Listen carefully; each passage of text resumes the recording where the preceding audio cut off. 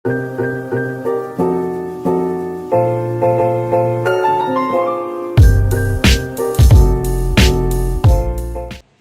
guys! Welcome back to my channel. This is Roger Raffes here for another video. And November na guys. No, today is November 5. Kakauwi ko lang galing ako ng SM Tanza. And gagawa tayo ng haul kasi matagal na tayong hindi nakakagawa nito. Well, hindi na skincare product yung i-haul natin. Pero kasi maganda rin minsan i-document yung mga nabili mo. And nakakainis talaga ako sa kanya. Nabudol ako . So, unahin natin yung pinaka ano ng video na to, which is the brand Chef's Classics. So this is the double wall glasses. Nakasale sila ngayon. So pinurchase ko siya for 469 pesos. Dalawa na. So grabe. Alam mo yung nakita ko siya, sabi ko parang gusto ko talaga bumili kasi ang ganda niya tingnan, napaka-aesthetic. And nakasale pa siya. So, kulang ko ng 500. Ayan, so meron siyang kasamang instruction na manuals. Ayan, kasama din siya dito. Sino ka dyan? Ayan, so papakita ko sa inyo siya. So, isa lang, kasi pares lang naman siya. And very, siya, so kailangan ko ito ng magandang taguan. Eto siya guys, naka-bubble wrap pa, naka-paper something pa. Ayan siya guys. Finally, we have a double wall good for coffee. And gusto ko na mag-transition sa black coffee era ko kasi mas gusto ko siya, and may reason bakit ako bumili nito, which is actually siya yung una kong nakita ko na to, sabi ko parang no, sabi ko wag muna siguro. Then may nakita ako ng talagang nag-market sa akin,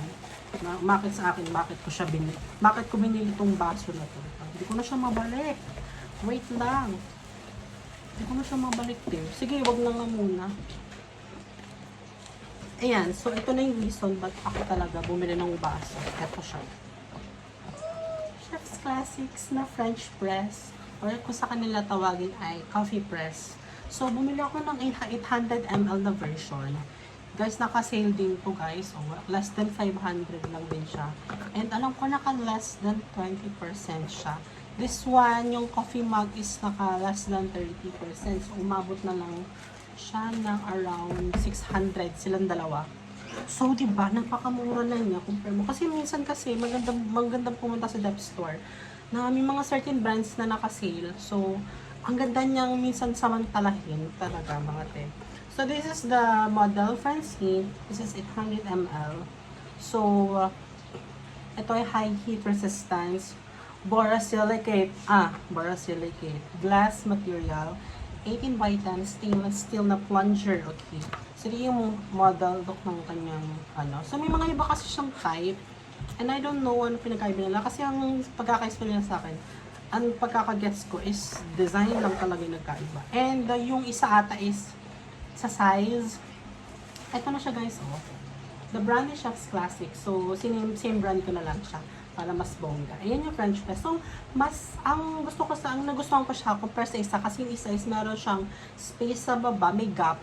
So, hindi siya ma-fully utilize yung coffee. Kasi ito ibabang baba. Sagad siya hanggang baba. So, sabihin, mas marami yung malalagay mo na coffee. Ayan. So, chinek ko din siya, and maganda siya. So, pwede ko siyang gamitin for coffee. And also, pwede ko rin siyang gamitin kapag gagawa tayo ng cappuccino na ice. Kasi pwede ka din dito magpabula ng coffee. So, ganun-ganun mo lang yung Or matcha, pwede rin. Pagpa-froth, pwede mo siyang actually gamitin froth. Kung wala kang frother, para naman akong frother. Gusto ko lang mag-collect na ngayon ng pang-coffee. And gusto ko na din, kapag naayos yung bahay, gusto ko na din magkaroon ng coffee area or bar area para makapili ako ng coffee machine ng Gemila. Yung single shot machine lang. Yung single na lang. Ayan, so later tomorrow, ita-try natin siya. I don't know if mamaya ba or bukas na morning na lang kasi parang first time namin magamit.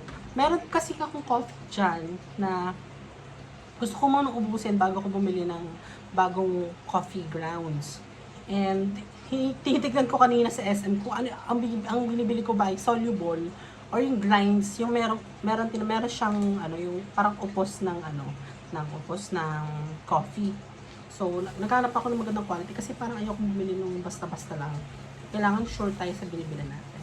Ayan, so hindi siya about coffee, pero pumunta lang ako ng Watsons because, hindi tayo pwedeng hindi pumunta. So, meron si Watsons na gantong brand na round puffs kasi titignan ko kung maganda yung quality nito para ito na lang yung bibilihin ko. Gusto ko lang kasi meron akong ginagamit ngayon na yung Oxycure na toner, which is na kung makikita nyo sa skin ko, talagang effective siya sa akin. Mahal kasi, nasa 500. And for my Pet Express by SM.